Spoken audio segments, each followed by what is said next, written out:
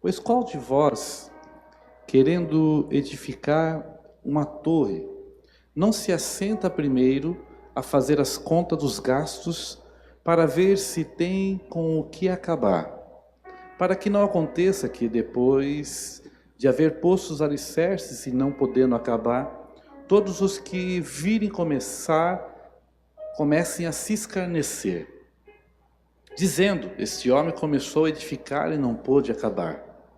Ou qual é o rei que, indo à guerra, a pelejar contra outro rei, não se assenta primeiro a tomar conselho sobre se com 10.000 pode sair ao encontro do que vem contra ele, ou com 20.000?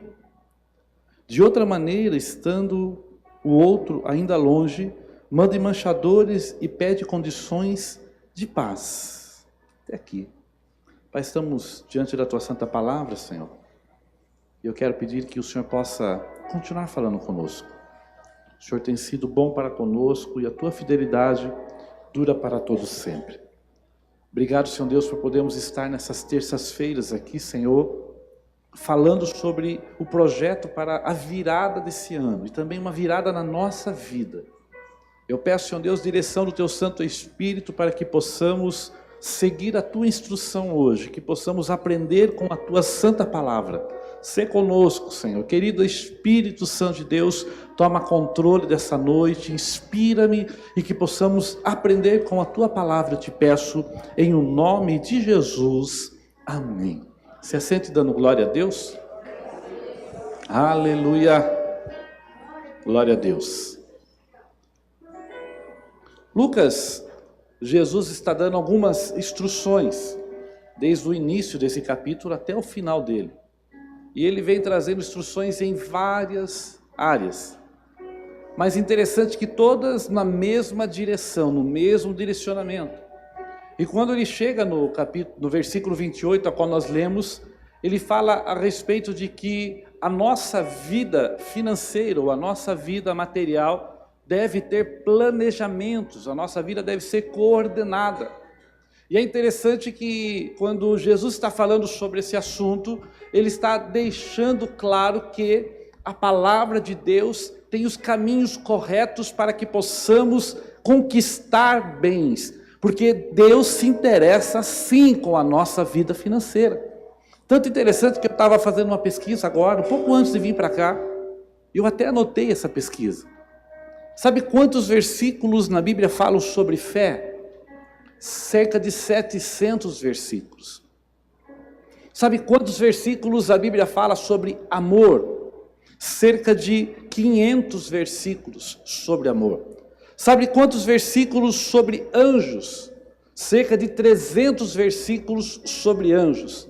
Sabe quantos versículos a Bíblia fala a respeito de finanças e propriedades? 2.350. Deus está interessado? Deus está interessado? Deus sabe como o inimigo pode trabalhar nessa área da nossa vida. Tanto é que a Bíblia fala que o único Deus que Deus considera Deus em segundo plano é Mamon, é a área financeira. E aqui quando a Bíblia está falando sobre isso, eu anotei alguns pontos que podem ser estratégia para nos organizarmos para um ano, para um tempo de virada na nossa vida. Porque vivemos tempos ajustados, tempos apertados, tempos difíceis. Mas a Bíblia, ela conduz a nossa vida a soluções. E eu quero aqui traçar alguns pontos em cima daquilo que Jesus falou, em cima dos ensinos de Cristo, e eu vou levar isso em ordem crescente, para que a gente possa entender quais são os princípios que Deus nos dirige, para alcançarmos a bênção de Deus sobre a nossa vida. Quero começar falando a respeito de um versículo em Deuteronômio 10:14, que diz assim: eis que o Senhor teu Deus, eis que do Senhor teu Deus são os céus dos céus, a terra e tudo que nela há. Sabe o primeiro princípio que a Bíblia nos ensina sobre finanças? que nós não temos nada. Tudo é dele, tudo é para ele, tudo é por ele. Sabe por que a gente fica muitas das vezes apreensivos? Porque nós buscamos coisas que achamos que são nossas. E na verdade a finança, segundo a Bíblia, nós somos mordomos daquilo que é de Deus. Porque você acha que nós nascemos sem nada? Como disse Jó, nu saí do ventre da minha mãe e nu voltarei para lá. O que Jó estava dizendo? Ele estava dizendo que tudo que passamos aqui na terra, simplesmente são coisas que Deus nos dá para desfrutarmos e aqui vai ficar. A nossa vida segue de outra forma. O problema é que muitas vezes nós mudamos essa visão e começamos a andar atrás das coisas aqui na terra como se elas fossem eternas. Sabe qual foi o ensinamento de Cristo nessa área? Ele disse assim: ajuntai tesouro aonde a traça e a ferrugem não pode consumir. Nos céus. E sabe o que a gente faz? A gente procura juntar tesouros aqui na terra. Quando entendemos que o nosso maior tesouro está na eternidade, nós começamos a entender que tudo que Deus nos dá é para que possamos ser administradores do reino. Você nasceu para implantar o reino de Deus aqui na terra. Você nasceu para ser administrador das coisas de Deus aqui na terra. E quando nós colocamos isso no coração, mais Deus nos dá. Quando nós achamos que somos nossos próprios administradores daquilo que é somente nosso, Deus nos deixa sozinho. Porque a escolha, nós escolhemos o nosso caminho. Mas quando entendemos que tudo que temos pertence a Ele, o teu carro é dele, o meu carro é dele, a minha casa é dele, tudo é dele, e nós apenas administramos, nós entendendo, colocando isso no nosso coração, entendendo, Deus começa a nos dar mais, porque Ele sabe que tudo que Ele der na nossa mão, nós administraremos para Ele e por Ele. Em um determinado momento, em que o povo de Deus estava com uma grande dificuldade na construção do templo, Deus solta uma das palavras mais memoráveis da Bíblia: minha é a prata, meu é o ouro. Fala para o teu irmão assim: tudo é dele. Diga assim: para ele mudar a tua história, profetize para o teu irmão, levanta o dedinho assim, diga para ele mudar a tua história, basta terminar o culto.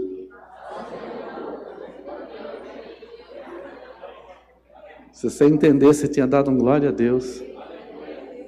Ele tem bênçãos nessa área, na sua vida. Deus conhece o teu coração e hoje Ele está trazendo para você instruções para você entender o quanto Ele quer colocar mais na tua mão. Mas para isso você precisa entender os princípios dEle segundo a palavra. A Bíblia está totalmente alinhada com a vida material e financeira. Totalmente alinhada. E quando entendemos isso, aleluia, nós começamos a entender o que Deus tem para a nossa vida. Começamos a entender que Deus Ele quer dar muito para nós, mas para que possamos administrar segundo aquilo que a Bíblia nos ensina para administrar. Quando entendemos isso, nós entendemos que Deus é o Deus que supre todas as nossas necessidades em glória por Cristo Jesus. Você está apto para dizer assim: Deus vai suprir. Diga: Deus vai entrar. Diga: Deus vai fazer. Deus vai fazer. Está entendendo? Isso é profético para a tua vida. O segundo ponto interessante que a Bíblia fala, e a gente precisa mudar a percepção, mudar a forma de entender isso. O versículo que está em Provérbios também, 22:7 diz assim: o rico domina sobre os pobres e o que toma emprestado é servo do que empresta. Esse versículo diz que quando nós vivemos uma vida de empréstimos, quando vivemos uma vida somente em créditos, nós ficamos escravos das dívidas. Sabe o que a Bíblia fala sobre isso? Fala que nós devemos ter planejamento na nossa vida para não ficarmos embaixo de dívida. Planejamento. Você quer terminar esse ano bem, começar o novo ano bem, quando chegar o Natal só compra o peru se der para comprar, senão compra um frango. Porque a gente faz o Natal de rico e entramos janeiro de mendigo, sem planejamento nenhum. E aí começamos a tomar emprestado para pagar as contas que já foram para trás, gastas. Tem uma lenda urbana ali que todo Natal você tem que dar um presente para alguém. Isso é lenda urbana, irmãos. Lenda urbana. E tem gente que não vê a hora do banco liberar um cartão para ele passar no shopping e começar a comprar presente de Natal. Ei, não faça isso. Está chegando o Natal, se equilibre. Entenda. Outro dia alguém falou para mim a respeito de visita, né? Eu tinha que visitar uma criança que nasceu. E aí, mas o costume é levar um presente. Eu falei, mas a minha visita não é mais importante que levar um presente? A gente está impactado por costumes que o mundo criou, e a gente acha que é até pecado se você for fazer a visita para uma criança que nasceu e não levar nada. Nem que seja um pacote de fraldas. E às vezes, você não está em condições de fazer alguma coisa, e você faz propósito de fazer coisas que você não pode, e se enrola.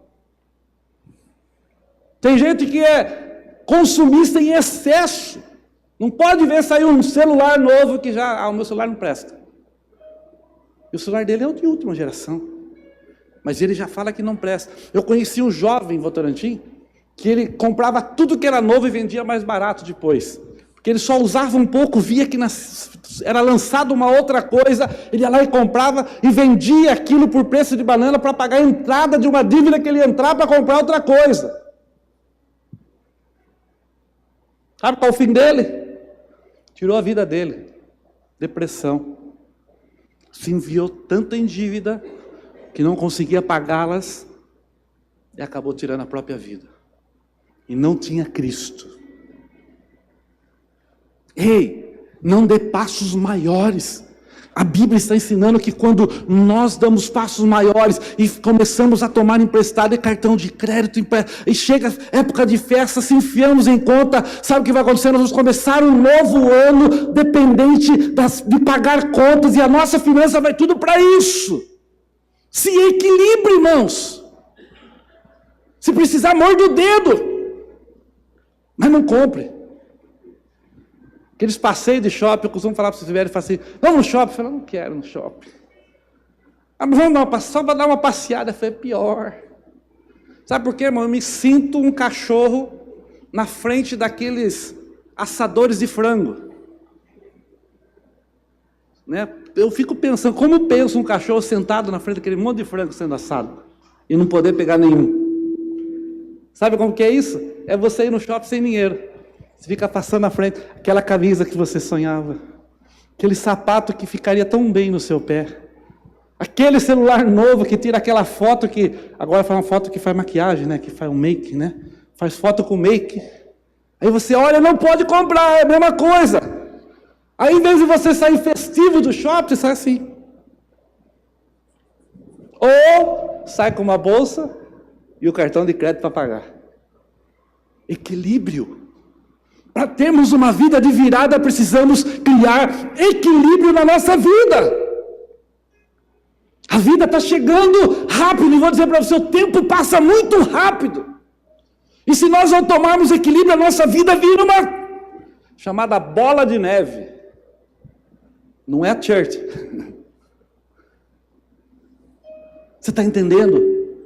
A Bíblia ensina, não fique envolvido com empréstimos, tente escapar disso. Mas pastor, você está falando é tarde demais. Eu já estou.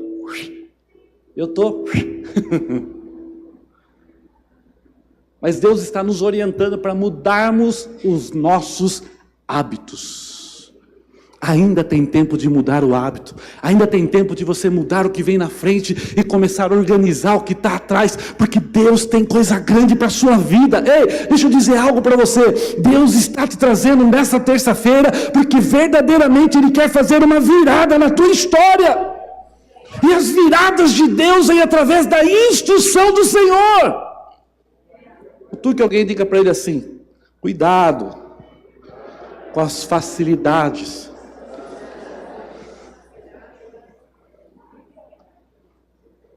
Quem não lembra daqueles, ainda tem daquelas madrugadas, que vem com aquelas facilidades, né? Você precisa ter na sua casa, compre agora o Shepherd's Foster Rebels, e você compra e paga em tantos parcelas e ganha mais o Share Rebels e mais não sei o que lá mais, e leva não sei o que, e aí você compra, e tem que arrumar um canto para guardar, porque não usa. É uma lavagem cerebral aquele negócio. Da pole alguma coisa. Eu não quis falar, né? Mas o irmão já sabe. E a gente fica impressionado, é um comercial tremendo. Esses dias eu estava vendo um comercial de um canal rural, leilão de cavalo. Meu irmão, eu não gosto de cavalo, mas eu estava querendo comprar um cavalo. O negócio é impressionante. Porque fala da idade, do valor, do sangue, mostra o cavalo. Aquele cavalo, a crina linda, irmão, você compra, já vira um monte de nó, porque só eles sabem cuidar daquele jeito. Você está entendendo? Há uma mídia toda formada para fazer você gastar. E não é errado gastar desde que haja equilíbrio. Desde que você entenda que o seu salário deve ter divisões.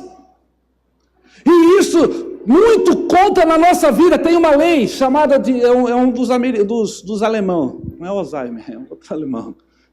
Tem uma lei que fala que se você ganhar 1.000, você gasta 1.000. Se passar a ganhar 5.000, vai gastar... Se ganhar 10, 20, e não era para ser assim.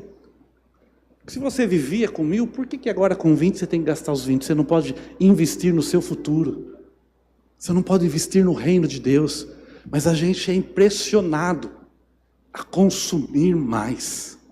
E sabe qual é o maior problema? É que a sociedade tem equilíbrio e desequilíbrios.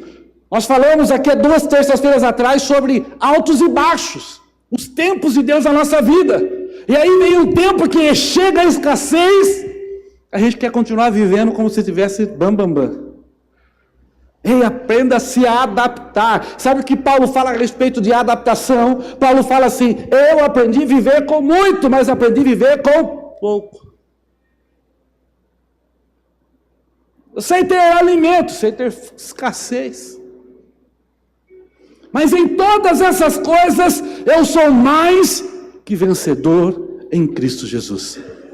Sabe o que é verdade? A gente pega o versículo em todas essas coisas, eu sou mais que vencedor, a gente pega só ele e coloca ele na página do Face, coloca ele em todo lugar, sou mais que vencedor em Cristo Jesus. Mas a gente não pega o contexto Paulo está falando assim, eu sei viver com bastante, mas sei viver com pouco. E na hora do pouco a gente acha que a gente não é vencedor. E ser vencedor em Cristo não é o que Deus coloca na nossa vida aqui. Ser vencedor em Cristo é o que Deus coloca na nossa vida aqui. Você está entendendo? Não é o que eu conquisto aqui que me faz vencedor. O que é no reino espiritual é que me faz vencedor. E no reino espiritual o poder de Deus está atuante na sua vida. O poder de Deus está operante na sua vida. E quando temos esse poder de Deus operante na nossa vida, tenha certeza, virá um tempo bom de Deus sobre nós. Está chegando esse tempo. Porque é assim. Não acho que você vai ficar em crise o tempo todo. Não, irmão. As crises nos ensinam. Tomamos ensinamentos. E aí vem o tempo bom de novo para aplicarmos os ensinamentos que Deus nos dá. Olha para o irmão, profetiza para ele, diga assim, a crise está acabando. Diga para ele, só mais um pouquinho de tempo. Diga, só mais um pouquinho de tempo. Na nossa língua popular, mais um pouquinho. Mas Paulo usou pouquinho. Pouquinho, sabe o que é pouquinho? É menos que pouquinho. Mas um pouquinho já vai resolver essa situação. Mas vamos aprender no tempo. Vamos aprender com a palavra. Vamos entender o que a palavra diz. E é interessante que esse versículo, especialmente que nós lemos, pois qual de vós, querendo edificar uma torre, não se assenta primeiro a fazer as contas dos gastos para ver se tem com o que acabá-la? Lucas 14, 28 que nós lemos. Os planos do diligente têm de abundância, mas a pressa excessiva a pobreza. Provérbios 21, 5. Sabe uma coisa que nós temos que aprender na vida financeira? É ter planejamentos. Você vai terminar esse ano. Vai começar o ano que vem. Você já sentou com a sua esposa para fazer um planejamento do que você vai fazer no ano que vem? Sabe qual a nossa especialidade? É o fazejamento. Diga comigo, fazejamento. O que é fazejamento? Eu recebo e vou fazendo. Vou comprando o que dá, vou gastando, vou indo. Aí acaba o mês, estou sem dinheiro. Aliás, não acaba o mês, né? Eu passo 15 dias do mês sem dinheiro. Não é? Se acabasse no dia 30, estava bom ainda, né? Mas Jesus está dizendo assim, faça um planejamento. Planeje alguma coisa. Eu vejo algumas pessoas falando assim, como era bom chegar agora no final de ano e poder viajar, mas eu estou sem dinheiro. Mas se nós fizermos um planejamento, dizer assim, eu vou passar o Natal na praia. Ninguém deu glória? Ano novo, não sei. E você começasse a planejar, quanto eu gastaria para ir para lá? Eu gastaria 5 mil reais. Então não faça um planejamento de 5, faça um de 7. Divida pelos meses. Comece a guardar o dinheiro, para quando chegar lá no final do ano, você dizer assim, eu estou indo, ó. Beijo, Sorocaba. Fui. Como que é aquele hashtag? Fui, né? Estou indo. Você está entendendo? Nosso problema é que a gente não tem planejamento. Às vezes a gente fala assim, vou fazer um planejamento agora da aquisição da minha casa própria. Vou comprar minha casa própria. Esse é o planejamento. Aí aparece uma oportunidade de comprar um carro. O que eu faço? Está errado comprar o carro. Se o meu planejamento é a casa, eu tenho que fazer de conta que não vi. Pastor, mas é a cor que eu queria. E às vezes você já tem um, é o segundo carro. E você troca o propósito, o sonho. Jesus está falando assim, faça um planejamento, calcule ele, desenvolva ele. Você com o planejamento vai chegar muito longe. Comece a poupar. Comece a tirar uma parte daquilo que você ganha para você fazer uma poupança, para fazer uma aplicação, para que você possa desenvolver sonhos maiores, porque Deus tem coisas maiores para você. Deus tem coisas grandes para você. E Ele está dizendo a respeito da palavra, quando nós nos planejamos, quando nós nos preparamos, quando nós diligentemente nos ocupamos em fazer da forma correta, as coisas vão dar certo. Em 2019 nós precisamos viver uma nova história. Sabe por quê? Porque Deus tem uma nova história. No próximo ano, ou ainda nesse final de ano, nós precisamos viver uma virada, porque Deus tem a virada para nós. Seria algo difícil se não fosse um propósito de Deus para a nossa vida. Mas o propósito de Deus para a nossa vida é que a gente possa experimentar o melhor dessa terra. Ei, deixa eu dizer uma coisa, debaixo da estratégia de Cristo, Paulo disse assim, Ele se fez pobre, para que eu e você fôssemos ricos. O teu irmão diga assim para você, diga para ele assim, você cabe bem como rico, hein? Ó, você tem cara de milionário. E tem mesmo. O pastor tem cara de um milionário.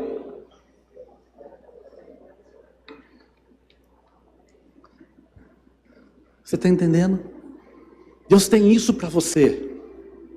Mas Ele quer que a gente aprenda nesse tempo a nos organizar para recebermos aquilo que Ele tem para nós organizadamente. Primeiro, que você possa entender que tudo que Ele vai te dar, e Ele vai te dar muito, é dele, é para você administrar. Segundo, que se bater crise, não vá correr atrás de gastar à toa. Se equilibre com aquilo que Ele está dando. Porque se você se equilibrar, Ele vai te dar mais.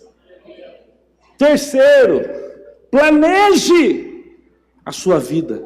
Não faz fazendo. Ei, se existe alguma coisa que é importante, é a sua vida, irmão. Se tem uma coisa que você não pode fazer de qualquer jeito, é viver. Mas chegar na velhice e saber que você jogou a vida toda fora. Não se pode, precisamos nos organizar para que a gente, quando chegar na velhice, dizer assim, eu aproveitei. E aproveitei em Cristo. Aproveitei com aquilo que Deus me deu. Eu consegui, através da graça de Deus, viver debaixo da bênção do Senhor. Porque Deus tem isso para você. Comece a se organizar. E a organização é interessante. Ele fala assim: quem é fiel no pouco, eu coloco. Eu já passei uma fase da minha vida e falei assim: Deus, quando o Senhor me der uns milhões, eu vou me organizar tanto. Aí Deus fala assim: mas por que você não organiza já? A expectativa da gente, né? Quando eu tiver tanto, eu vou fazer. Aí Deus fala: já faz com o que você tem. Ah, mas o que eu tenho é pouco. Quem é fiel no pouco, Deus põe no muito. Se você é desorganizado com pouco, Deus olha e fala: se eu der muito, esse cara aí vai virar uma... vai virar um Deus nos acuda. Só que Deus quer dar, faz parte do plano dele. Então ele vem com a sua palavra te ensinar e te dizer: se organize. Pastor, mas não é fácil. Procure ajuda. Procure por pessoas que já se deram bem. Como eles traçaram o caminho para chegar lá. Ei, não é feio pedir ajuda para ninguém. A gente não nasceu para ficar sozinho. É para viver em comunidade, em comunhão. Está entendendo? Então planeje. Fala para o seu irmão assim: comece a planejar. Tem um pensamento que eu escrevi aqui que diz assim: quem falha em planejar, planeja falhar. Diga comigo assim: quem falha em planejar, planejou falhar. Se você falha em planejar, você já planejou falhar já. Vai dar errado. Às vezes a gente acerta sem querer, mas se a gente planejar, a gente vai sempre acertar, porque nós vamos ter a graça de Deus sobre a nossa vida. Está entendendo? Outra coisa importante é: gaste com sabedoria. Olha para o teu irmão e diga assim: gastar com sabedoria. Faça assim com a mão. Faça assim com a mão. Faça assim: aqui eu gasto, aqui eu desfruto. Agora faça assim: não vou gastar com isso para ter dor aqui. Diga: eu vou planejar aqui, gastar aqui, para alegrar aqui. O problema é que a gente gasta com isso, e aí é uma dor de cabeça aqui. Sabedoria. É interessante que existem uns pontos, eu até anotei os pontos, porque Isaías 52, 2, a parte A, fala assim: por que gastais o dinheiro naquilo que não é pão, e o produto do vosso trabalho naquilo que não pode satisfazer? Existem uns princípios, por exemplo, Mateus 6, 21, atrelar seus gastos aos seus objetivos. Qual é o teu objetivo de vida? A gente vai gastando às vezes sem objetivo. É muito fácil viver assim. Às vezes a gente recebe a ligação de um amigo: vamos fazer tal coisa, e a gente já começa a planejar, e a gente: peraí, mas eu estava planejando outra coisa. Seja aberto, fale: olha, não faz parte do meu projeto, eu não vou ter recurso para isso. Pode até jogar uma cantada: se você for pagar a conta, eu vou. Porque eu tenho um planejamento. Eu tenho que gastar o meu dinheiro de acordo com projetos, com objetivos, com propósito. Deus tem propósito na sua vida, gaste com isso. Ah, pastor, meu propósito é me formar, meu propósito é crescer na empresa, então gaste com isso. Ah, pastor, o meu propósito é ter o meu próprio negócio na área X. Hoje eu trabalho na empresa Y. Se essa empresa aí falar para você assim: invista no seu conhecimento nessa área. Se o teu propósito é outro, não invista. Invista naquilo que é o teu propósito de verdade, que vai te fazer feliz e vai te levar ao lugar de Deus, que é você. Está entendendo? A gente gasta às vezes. Outro dia eu conheci uma pessoa que fez umas 3 faculdades para decidir o que ele queria da vida. Sabe quanto tempo dá isso, irmão? 15 anos, pelo menos, em média. Mais ou menos isso, uma faculdade em torno de 5 anos. Mais de 15 anos da vida para entender o que ele vai querer de propósito. Ei, Comece a entender qual é o propósito, de onde você quer chegar, e invista o seu dinheiro nesse propósito. Uma segunda coisa que a Bíblia fala, eliminando o hábito da dívida, Provérbios 2,7. Elimine porque é hábito. Sabe quanto tempo demora para a gente gerar um hábito? 40 dias. Psicologicamente provado isso. O teu irmão diga para ele assim: aguenta 2 meses que você vai ver mudança.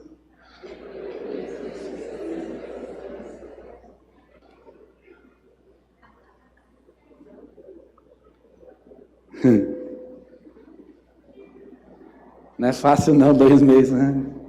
Já Jesus. Porque gera hábito. E o hábito deve ser cíclico depois. O hábito deve ser contínuo. A gente manutenção, dá continuidade. Agora a gente quer ouvir a palavra, não vou mais. Uma semana, na outra semana já faz uma enroscada. Não cria hábito. A Bíblia diz que nós temos que criar hábito. Provérbios está ensinando, crie hábitos na sua vida. Quando você cria hábitos, você consegue. Até oração, quem cria hábito, irmãos. Ontem eu estava com um irmão que estava ouvindo ele, e ele não estava sendo magoado porque fazia parte do assunto que a gente estava conversando. Eu estava ouvindo ele, quando deixei ele na casa dele, estava indo embora para casa, eu fui pedindo perdão para Deus em oração. Ele estava falando, né, que os processos de oração, como ele rompe no processo de oração. Ele estava falando que toda quinta-feira, ele ora das 11 às 6 da manhã. Ele falou que as primeiras 2 horas é muito natural, é muito carnal a oração, porque a gente está orando por pessoas. E só depois de um tempo de oração que a gente começa a sentir que a gente está rompendo o sobrenatural. E eu olhei para mim e falei, Jesus, às vezes quando eu oro 1 hora eu estou, yes, yes, orei 1 hora.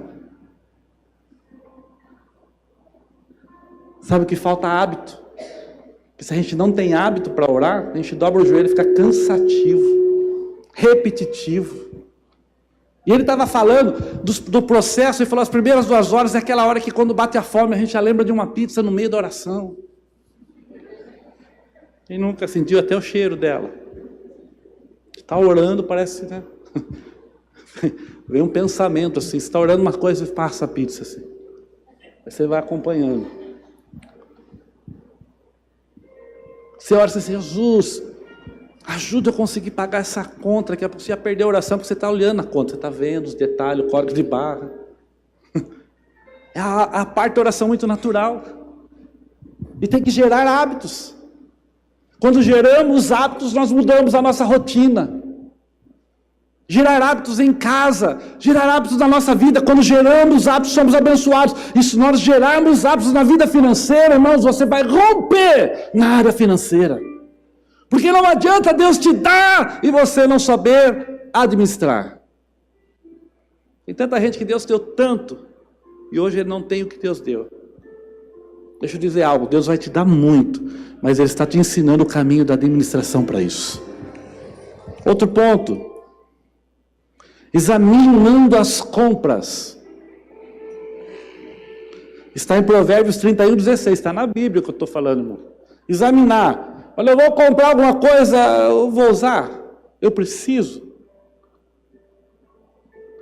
Esse mesmo autor de Provérbios, ele disse assim, essas coisas são todas vaidade, em Eclesiastes. Ele diz assim, ao ápice da sua idade, aos 70 anos, quando ele está escrevendo Eclesiastes, de 60 e 70 anos de idade, ele diz uma coisa interessantíssima. Ele diz assim, tudo que eu conquistei é vaidade. E sabe o que ele termina dizendo? Para viver na presença do meu Deus, eu não precisava de nada disso. A gente descobre que a gente corre atrás de tanta coisa que é só vaidade, irmãos. Ah, pastor, mas eu não posso fazer isso. Você tem que fazer com equilíbrio. Avalie tempo, avalie o que você precisa, avalie a sua prioridade e Deus vai te levar a lugares grandes. Diga para o teu irmão assim, Deus vai te levar a lugares grandes.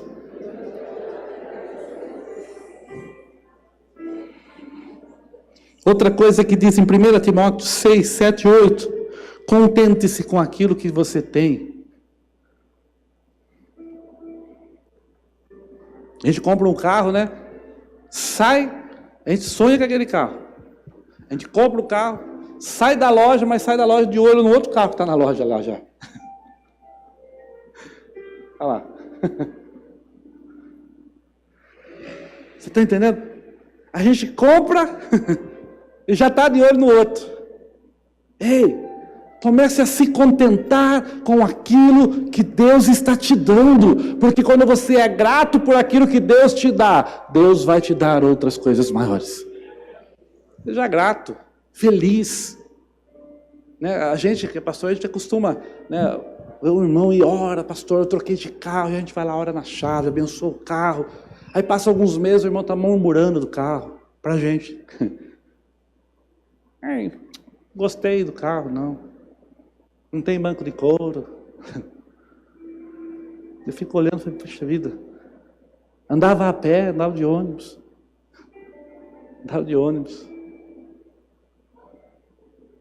Outra coisa, priorize Deus em tudo que você tem.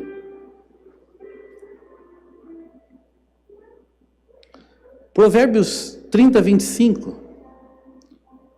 tem uma palavra tremenda. As formigas, criaturas de pouca força, contudo armazenam sua comida no verão. Olha lá. As formigas não são um povo forte, todavia no verão preparam a sua comida. Olha outro versículo interessante, Provérbios 11, 25. Aliás, Provérbios 21, 20. 21, 20.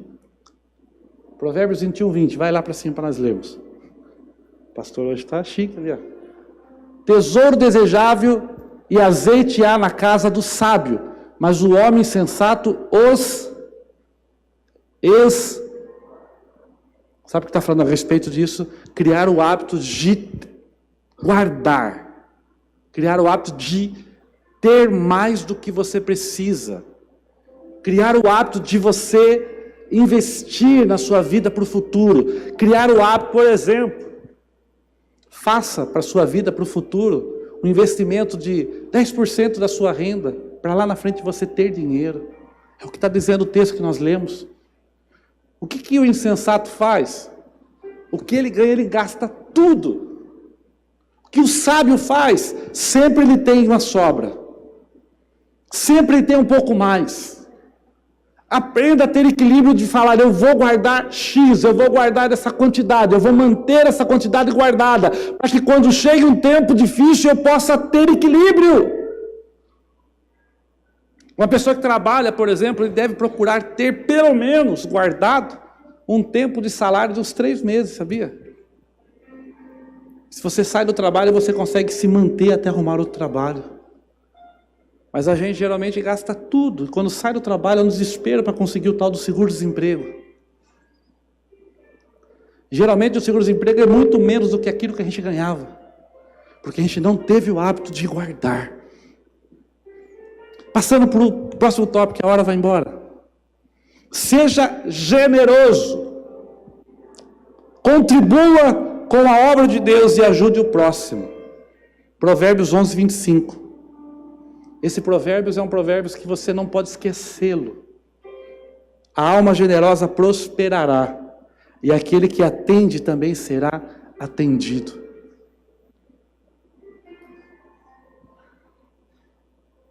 Sabe qual é o grande princípio de quando Deus nos dá as finanças? É de nós entendermos que o que Ele nos dá para administrar, nós temos que saber que primeiro nós temos que agradá-lo. Como que eu faço para agradá-lo? Provérbios 3, 9 e 10.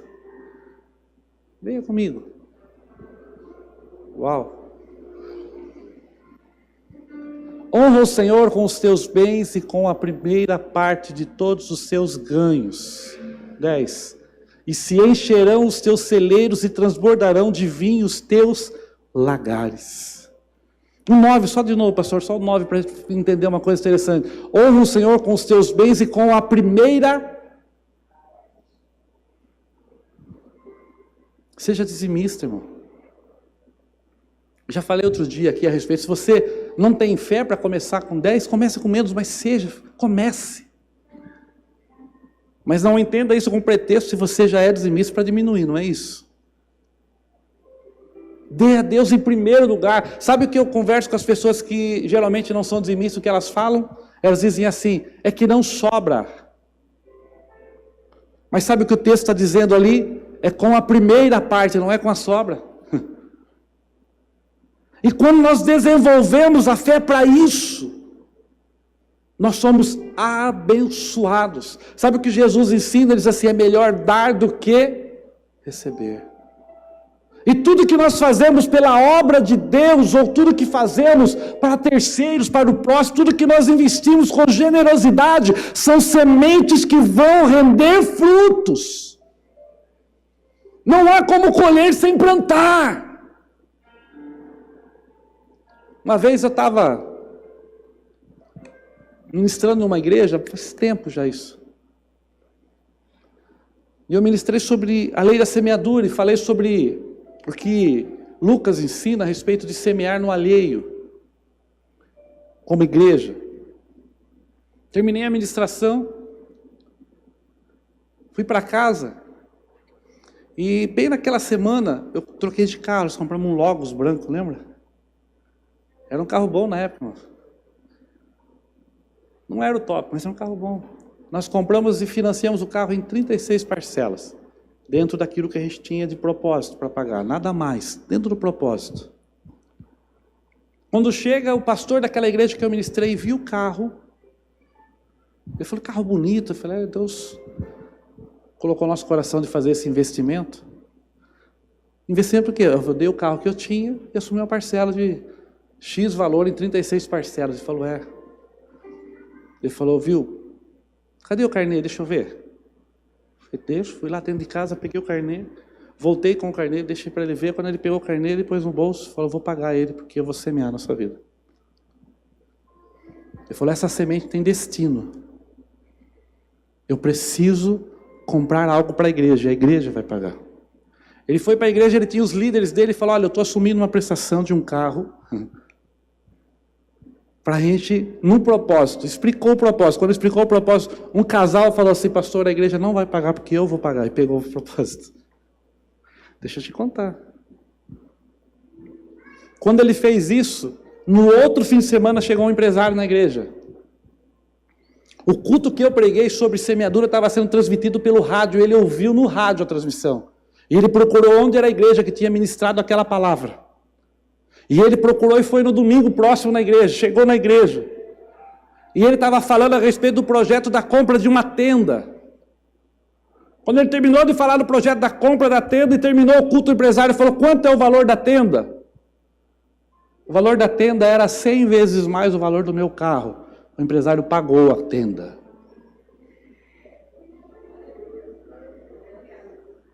O casal tinha uma loja no shopping de alimentação. E ele estava com dificuldade nessa loja. De frente tinha uma loja de um cara que estava apontando que ia comprar o ponto deles. O cara disse assim, eu vou comprar o ponto de vocês. Vinha falar para eles, porque via a dificuldade que eles estavam. Passavam os dias, o cara ia lá e falava assim, eu estou vendo a sua dificuldade, aí eu vou comprar o seu ponto. O cara tinha doces e ele tinha massas. 2 meses depois que ele começou a pagar o carro, o cara teve um problema em São Paulo seríssimo e fechou a loja. Ele comprou o ponto do cara. Abriu outro shopping, outro Carrefour na cidade, ele montou outra loja no outro shopping. E foi fiel às 36 parcelas, irmão. Sabe o que eu quero dizer para você? A generosidade com as coisas de Deus. Quando a gente coloca o nosso propósito, as sementes viram bênçãos sobre a nossa vida. Deus está dizendo a respeito disso, experimente. Experimente. Se você nunca foi, experimente ser e você vai ver as mudanças.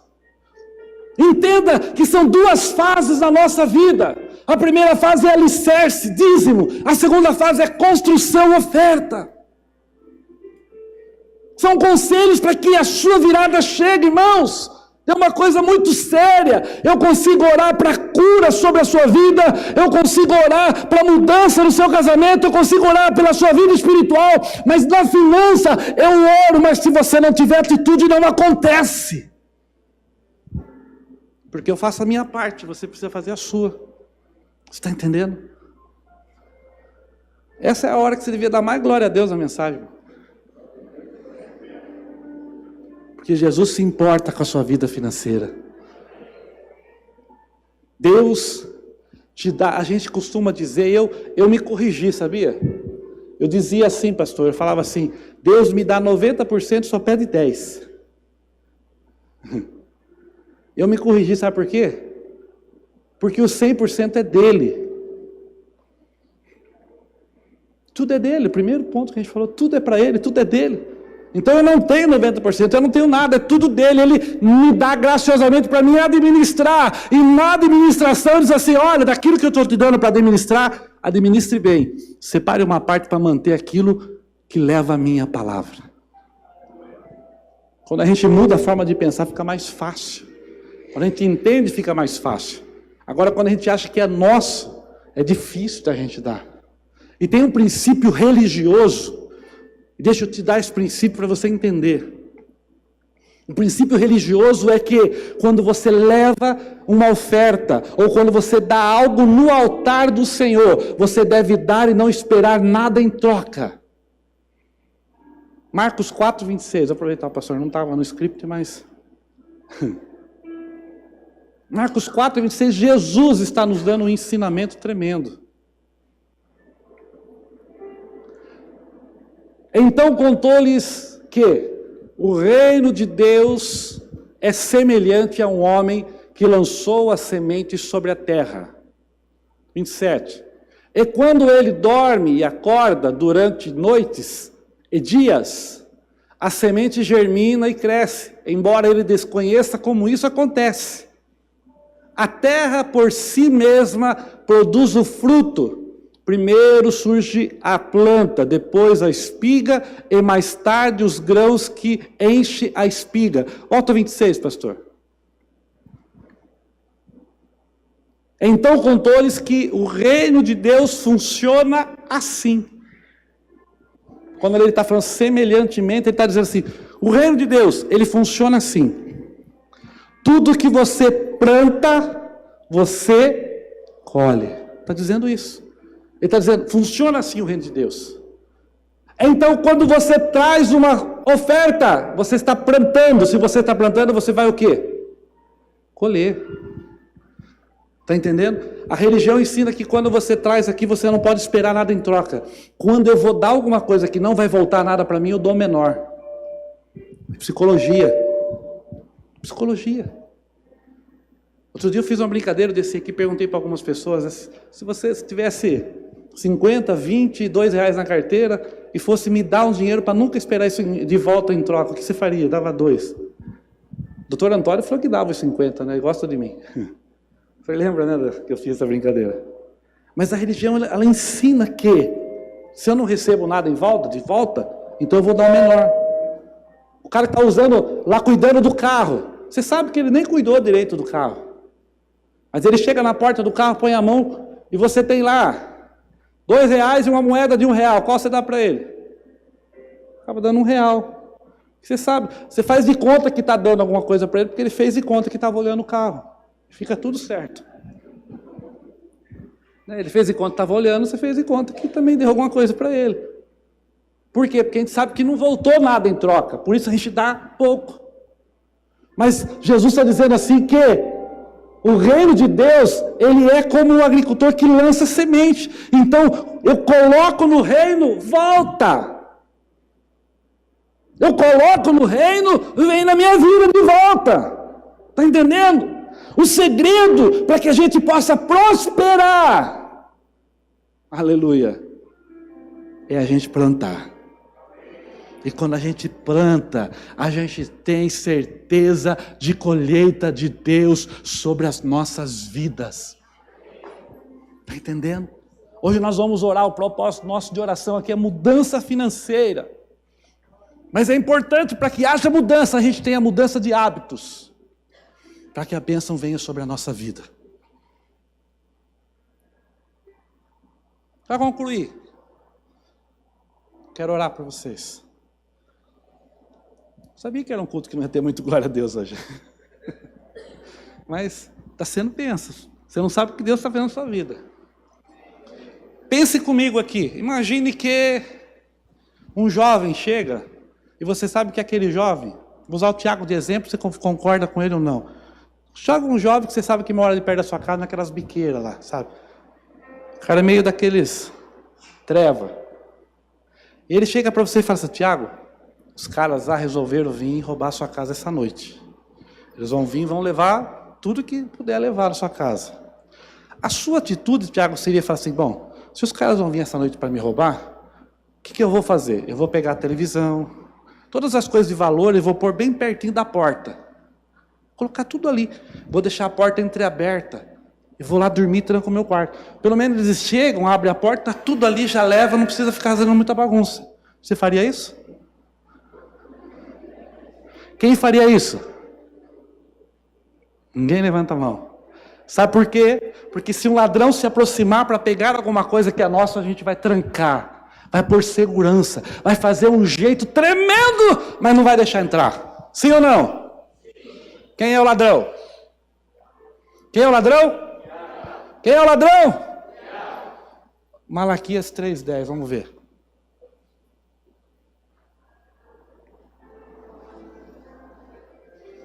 Aleluia. Trazei, portanto... Não, volta 8, desculpa, 8. 8, pastor, 8. Pode o ser humano roubar algo de Deus? No entanto, estáis me roubando. Quem é o ladrão? Quem é o ladrão? E ainda ousam questionar: como é que te roubamos? A gente dá umas caras de pau assim com Deus, né? Como é que eu posso roubar Deus? Ora, ora, nos dízimos e nas ofertas a gente rouba Deus. Agora pode ser, pastor. Acho que é o 10 mesmo. Trazei, portanto, todos os dízimos e depósitos ao templo, a fim de que haja alimento em minha casa. E provai-me nisto, assegura, Senhor dos exércitos, e comprovai com vossos próprios olhos, que se eu não abrir as comportas dos céus, e se não derramar sobre vós tantas bênçãos que nem conseguireis guardá-las todas. A parte final diz assim: eu abro as janelas do céu. Mas se o ladrão chega lá, ele abre a janela? Sim ou não? Abre, Tiago. Se chegar lá assim, você não deixa facilitado o negócio? Está entendendo? Para a gente ser abençoado, a gente tem que seguir os próprios... A Bíblia, ela nos ensina os caminhos para que a minha vida financeira tenha uma virada tremenda na presença de Deus. A palavra me ensina, e se eu faço tudo da forma correta, se eu sigo, não tenho que dar errado, porque a palavra de Deus não volta vazia sem antes se cumprir. Está entendendo? Fique de pé junto comigo.